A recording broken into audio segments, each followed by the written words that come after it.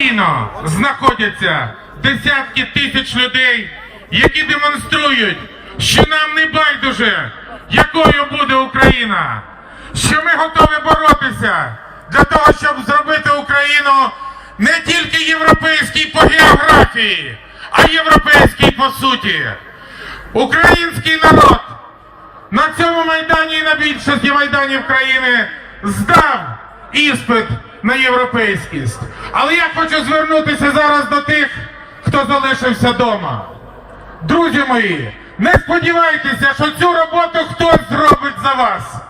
Бо побудова незалежної суверенної держави робиться саме зараз. Бо не тільки за Європу виходять зараз люди на Майдани.